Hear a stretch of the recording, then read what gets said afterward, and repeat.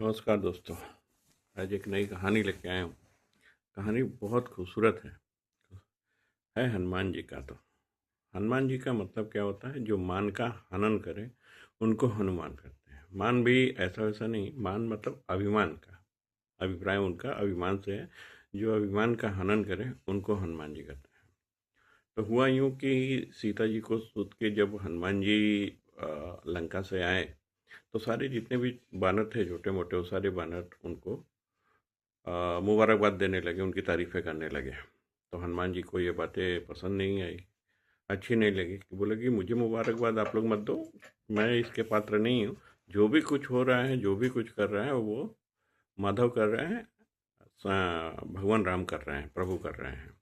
तो मुझे मुबारकबाद देने की आवश्यकता नहीं है। इस बात से उनको बहुत चिढ़ थी। इसकी वजह से वो मना करते थे कि भाई मुझे वो मत करो।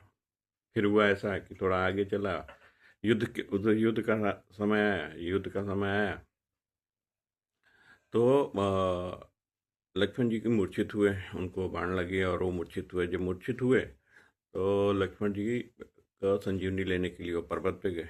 और जब पर्वत पे गए तो जैसे सबको पता ही है कि उनको जड़ी बूटी समझ में नहीं आ रही थी, तो वो पूरा पर्वत ही उठा के लेके आए। जैसे ही पर्वत लेके आए और लक्ष्मण जी को होश आया, होश आते ही कि सारे के सारे लोग हनुमान जी को कहने लगे, छोटे जितने भी बंदर थे वो लोग सब कहने लगे कि अरे अब तो आप गिरिराज हो, अब तो आपको गिरधारी कहा जाएगा, जय हो गिरधारी जी, जय हो गिरधारी जी, ऐसा बोल के कह के सारे लोग उनके आगे पीछे दौड़ने लगे। जहाँ पे भी जाते वहाँ पे सब लोग उनको इस नाम से बुलाने लगे। तो हनुमान जी बड़े चिंता में चढ़े पड़े, बहुत असमंजस में पड़े कि अरे ये तो क्या है, ये तो मेरा नाम गिरधारी है ही नहीं, ये तो प्रभु का नाम है। अब मैं क्या करूं? उनको कुछ, हनुमान जी को अच्छा नहीं लग रहा था कि इस तरह की तारीफें आप मुझे मत करो, क्योंकि उनका ऐसा सोचना था कि ये सारी चीज़ें प्रभु के हिसाब से हो रहा है, कि मैं कुछ नहीं कर रहा हूँ इसमें। तो बहुत असमंजस में थे, तो गए प्रभु के पास। प्रभु के पास जाते ही उन्होंने बोला कि प्रभु, मैं बहुत असमंजस में हूँ कि ये चीज़ों को लेके गिरधारी गिरधारी मुझे सारे बंदर बुला रहे हैं, लेकिन प्रभु ये तो नाम आपका है, आपको बुलाना चाहिए उन लोगों को गिरधारी कह के।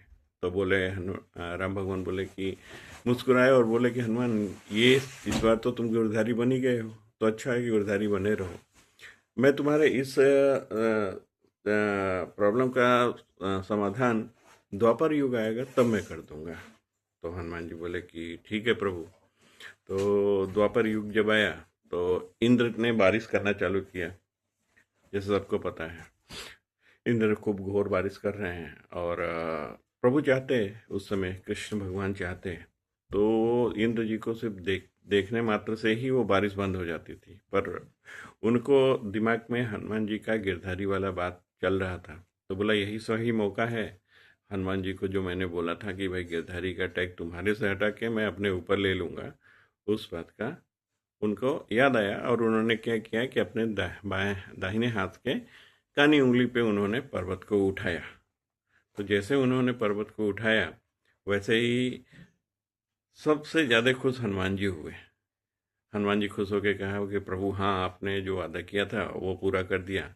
अब गिरधारी का जो टैग है वो हनुमान जी से हटके प्रभु श्री कृष्ण के ऊपर आ गया था। तो बस आज की कहानी इतनी ही थी।